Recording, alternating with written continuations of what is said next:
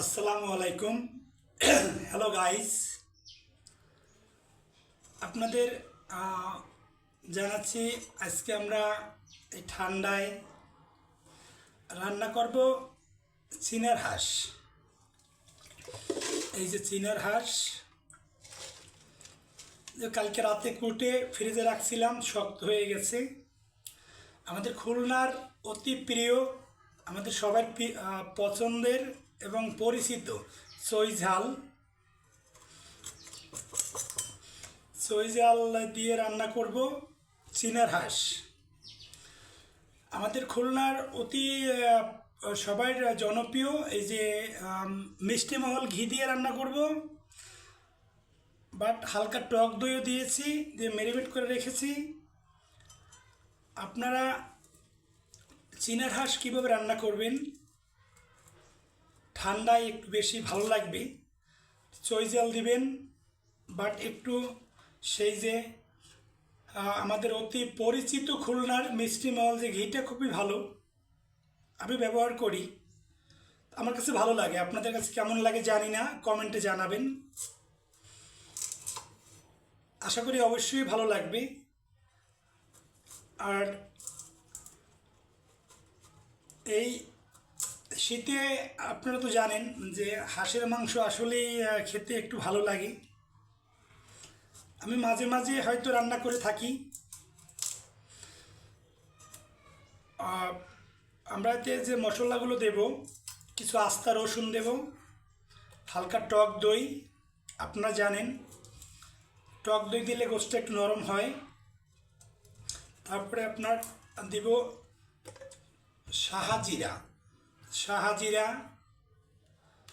শাহামরিচ, একটু জায়ফল, একটু ঝর্তি, আমরা সব ব্লেন্ডার করে রেখেছি, এগুলো দিয়ে দিব।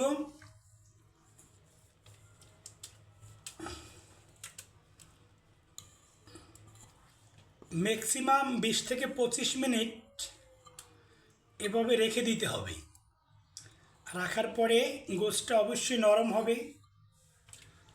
নরম হওয়ার পরে আপনারা যদি প্রেশার কুকারে দেন, যাদের প্রেশার কুকার রয়েছে, 5 থেকে 6টা সিটি দেবেন, হয়ে যাবে।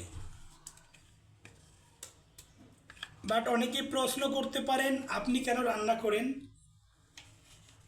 অতি দুঃখের সাথে জানাতে হচ্ছে যে আমার ওয়াইফ একটু অসুস্থ থাকার কারণে মাঝে মাঝে আমাকে রান্না করতে হয়। মাইন্ড করার কিছু নাই ভাই, আমার আল্লাহ নবীও করছে, আমাদেরও করতে হয়। এটা যদি আপনারা মাইন্ড করেন, কিছু করার নাই। আর স্বামী স্ত্রী মিলেই তো মনে করেন সংসার, দুইজনে মিলেমিশে কাজকর্ম করাটা ভালো, মাইন্ড করার কিছু নাই।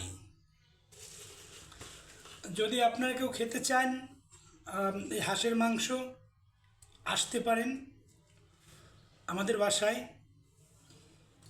অথবা কমেন্ট করে জানাতে পারেন। পরে আপনাদের জন্য আবার দরকার হয় চেষ্টা করব। হ্যাঁ, দোয়া করবেন আমার জন্য, আমি যেন আসলে ঠিকমতো রান্নাবাড়া করতে পারি, আর আমার ওয়াইফ যাতে তাড়াতাড়ি সুস্থ হয়, সেই জন্য সবাই দোয়া করবেন। সবাইকে ধন্যবাদ। ভিডিওটা ভালো লাগলে অবশ্যই লাইক, কমেন্ট, শেয়ার করে পাশে থাকবেন। আশা করি বুঝতে পেরেছেন। সবাইকে ধন্যবাদ জানিয়ে আমার ভিডিওটা এই পর্যন্ত শেষ করছি। আবার পরে দেখাবো আপনাদের। আল্লাহ হাফেজ, সবাই ভালো থাকবেন।